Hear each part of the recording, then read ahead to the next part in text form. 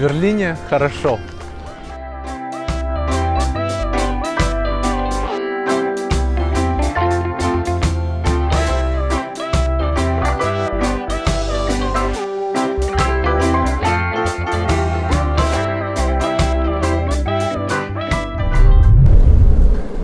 А сегодня про немецкую прессу, точнее про ее архитектуру. Еще точнее про новый кампус Акселя Шпрингера по проекту ОМА с Рэмом Колхасом во главе.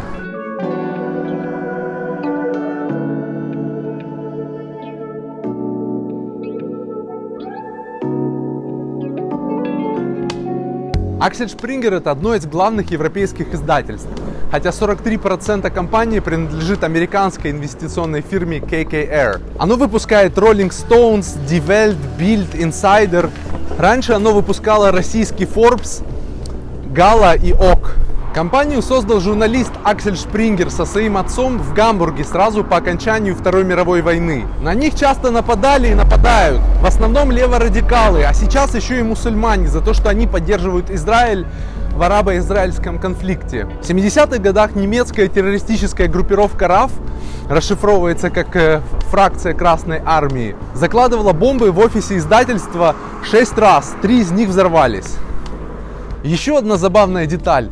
Офис левацкой газеты Tageszeitung или просто ТАСС находится через дорогу от штаб-квартиры флагмана Аксель Шпрингер Bild.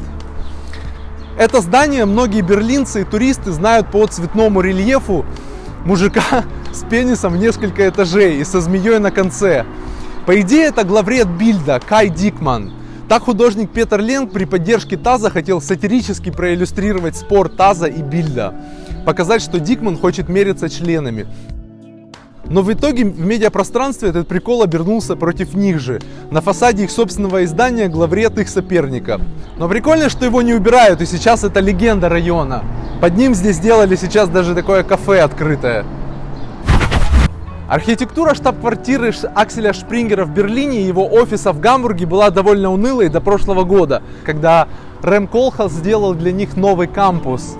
Теперь он символизирует переход издательства от печатного формата к цифровому. Его диагональный атриум открывается на существующее здание издательства. Внутри этого атриума террасированные уровни, которые создают так называемую цифровую долину для демонстрации идей для всей компании. Вау!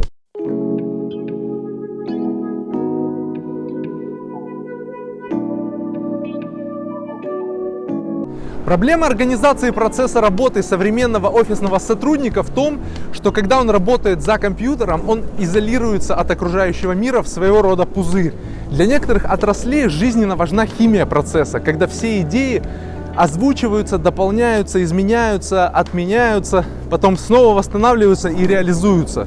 В этом смысле журналистика похожа на архитектуру, где для зачатия идеи важен коллективный разум. Архитектура этого комплекса позволяет транслировать работу индивидуума для коллективного анализа. Для людей, которые привыкли смотреть видосы на ютубчике в своем закрытом кабинете, это, конечно, кошмар. Но для тех, кто живет своим делом и хочет постоянно улучшать свой результат, это крутое решение. В комплексе есть 3 общественных зоны. Это первый этаж с фойе, терраса на крыше и мост для встреч, так называемый meeting bridge.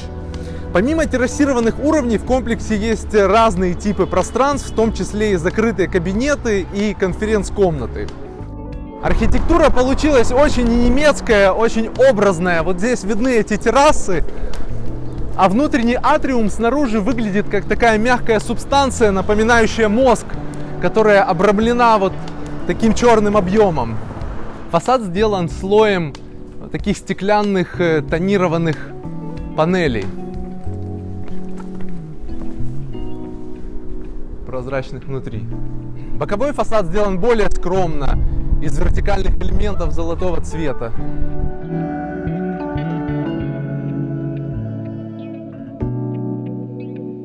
Сначала может показаться, что так решено общественное пространство с такими местами для сидения разной высоты, но на самом деле из-за того, что издательство часто подвергалось нападкам и терактам, так они обезопасили первый этаж от возможного наезда машины.